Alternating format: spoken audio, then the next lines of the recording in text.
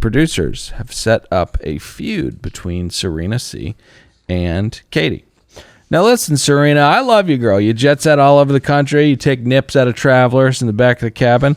And you may very well, be the direct cause of no less than 10 divorces, across the Cincinnati, Ozark region. But...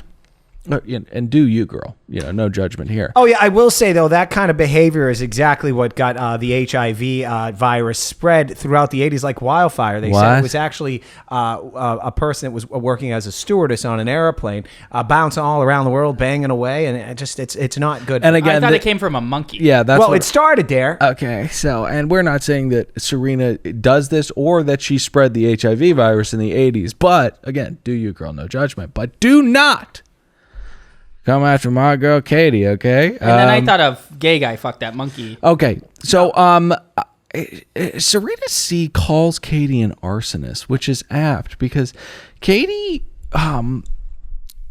lights her the fuck up. And listen, I am really, really happy for these... What? Fire line. Oh, thank you.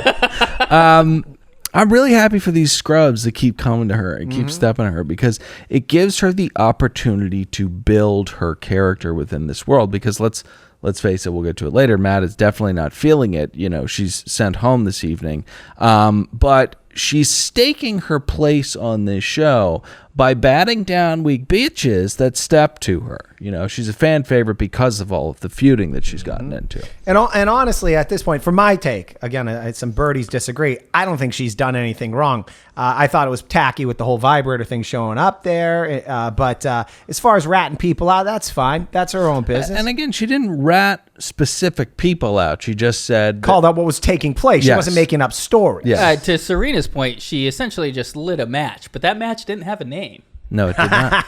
Matches are too small. You can barely write anything on them. Sometimes there'll be those like very niche artists who they'll write really small on stuff, and they could sign their name on a match. Yeah. And then you see it under a microscope at a farmer's market. Is that right? Have you ever seen that? Okay, so the fight moves into the next room. Well, before it does, I want to say I enjoyed this fire line. I'm going to use it in the future. Dylan, call me a piece of shit hack. You're a piece of shit hack. Thanks for your feedback. Oh, okay. It works better with the hand motion. Thanks for your feedback. I just did the hand motion. It's rolling out before. Pay that $5. And again, it's 10, and that jacket is handsome. So the fight moves into the next room. Any highlights, or can we get to the shock of the episode that I've already played? It didn't speak well of Serena going in there and basically just kind of backstabbing her in front of the group, trying to curry favor or get people on her side. Yeah. And it's just, finish this off with her. What do you got to do now? Come in here and backstab or back channel? This was a moment where I've been remiss actually to not bring this up. There's a number of girls on this season. I need to find their address, not to stalk them, not to watch them outside their window. Their home address? Yeah, to mail them a book, and it's called Extreme Ownership by Jocko Willink. Yeah. Serena, Katie has nothing to do with Matt not loving you. You have everything to do with Matt not loving you. Please take a look at yourself, work on yourself, love yourself, and then you'll be able to. That was this is the moment that America's been waiting for. This is dog shit producing. There is no fucking point to this. But also, this show has glitches in the Matrix that are really, really fucking odd. Now, I know that we need to wrap this up. So, I want to take a look at this. I know that this is late in the show for a clip like this, and this is a little bit visual. But I think you'll still be able to hear this awkward pickup shot over the podcast through your ears. What? Hi. You think I can talk to you for a sec?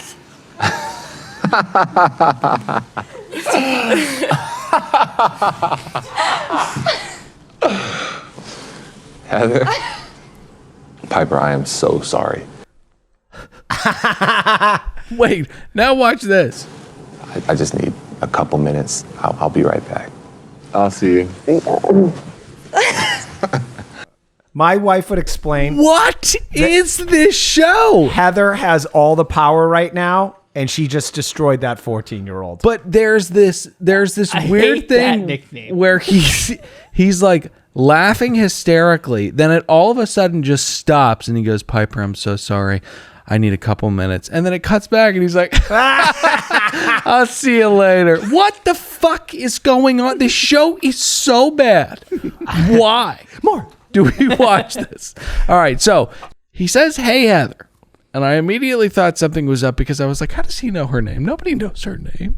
No, I didn't. I've been doing the recap of this show for 5 years. Did you say he feels her up? Yeah, he does. So they cut to him when she sits down. He's got her when they're sitting down. His hand is fully on her inner thigh.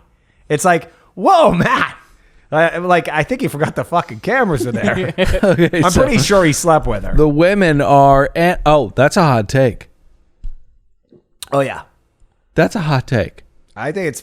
That's the only reason why she would be back is if they hooked up in the past. Yeah, probably had a fun weekend down in Pensacola, Florida at their pad. Yeah, they called themselves the Quarantine Crew. Oh, that's right. Yeah. I didn't know Heather was a part of it, but I don't doubt Heather was a part of it. If Hannah and Hannah are friends, I mean, ham steaks and blowjobs and hand jobs and just spitting Instagram on stuff. stories. we're really blowing the lid off this, boys. This is why we do this. You sound Canadian right now. I'm riveted. We're blowing the lid off this, boys. What? Okay, so the women are not happy, but we'll have to see what happens next week on The Bachelor.